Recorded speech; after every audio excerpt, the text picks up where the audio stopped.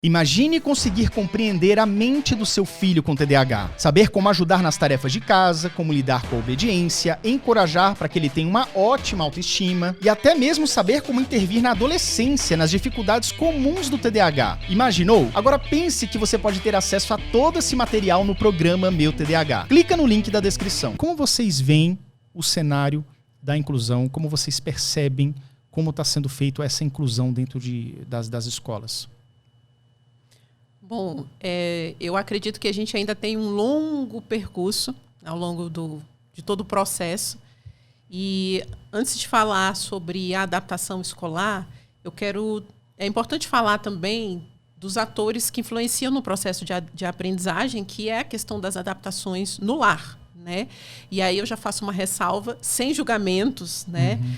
Mas, querendo ou não, as crianças elas espelham o ambiente em que elas vivem. Né? Então, a gente tem, dentro dos processos de aprendizagem, a gente tem fatores como o sono da criança, a gente tem a alimentação, a gente tem a questão do uso de telas, a gente tem também a questão da atividade física. Então, tudo isso impacta também o processo de aprendizagem. E isso é para qualquer criança. Né? Para qualquer criança, estudante, adulto, inclusive, então não necessariamente crianças, o processo de aprendizagem está ligado a esses fatores. Né? Isso é um ponto que é importante a gente falar, da gente criar também um ambiente de aprendizagem em casa. Né? É muito provável que uma família ledora terá filhos que são ledores, ou com maior probabilidade de serem pessoas que sejam ledoras. Isso é um ponto. Uhum. Né? Então, é importante a gente falar sobre essa questão da adaptação, né?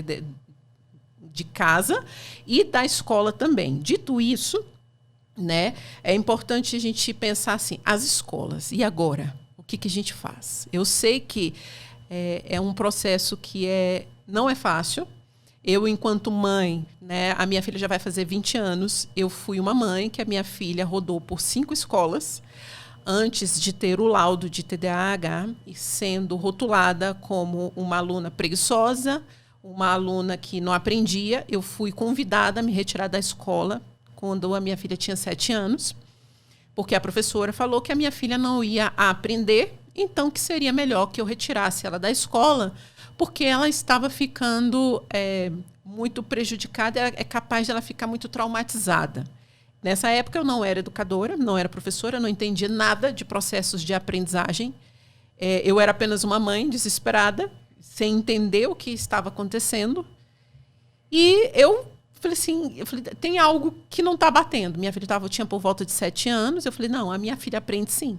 Foi naquele momento que eu fiz todo o meu processo de transição de carreira para poder ajudar a minha filha. Né? Mas eu entendo que isso é missão, que se não fosse por isso, eu não teria até hoje trabalhado com tantas crianças e com tantas mães. Mesmo aconteceu comigo.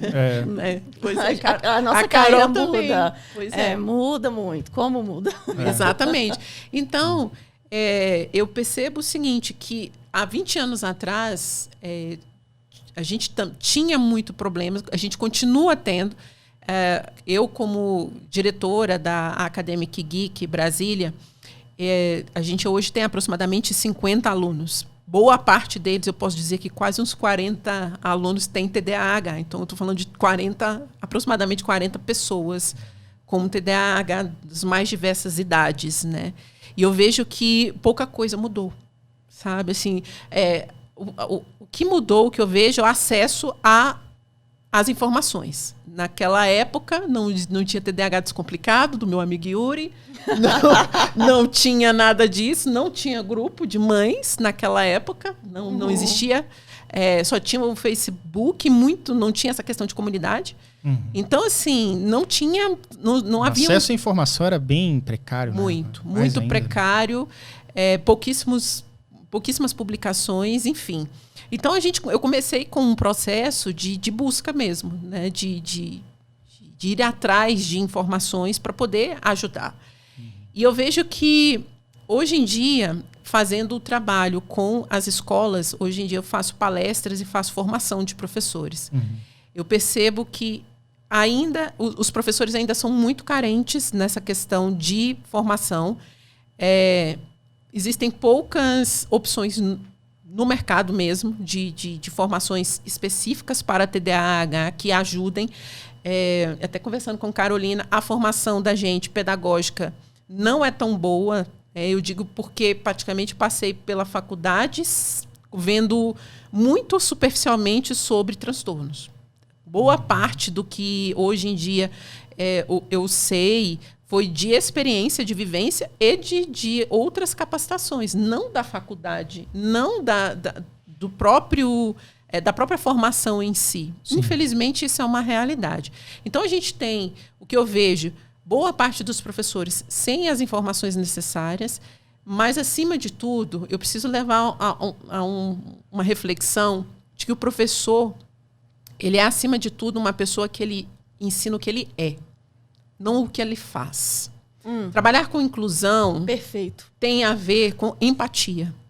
Eu não tenho como falar de inclusão sem falar de empatia, sem falar de olhar para o outro, com o olhar de e se fosse meu filho?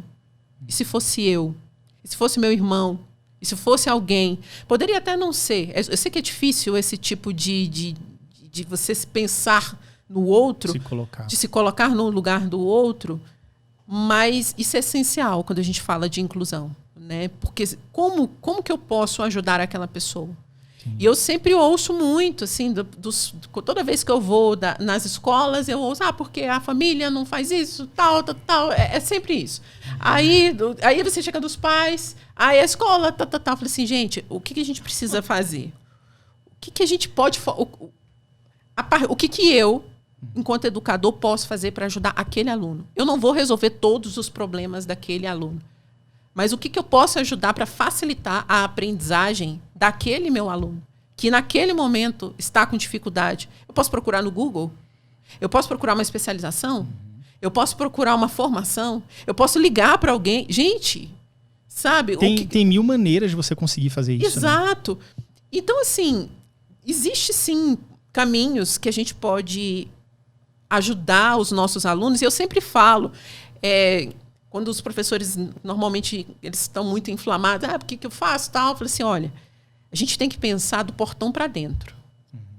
O que eu faço do portão para dentro? Eu não tenho como regular na casa do aluno o que ele faz. Eu sei que é difícil, eu sei que é um trabalho que exige a construção, vários atores para se formar um ser humano, né? Tem até a frase que diz é necessário uma tribo para formar uma criança.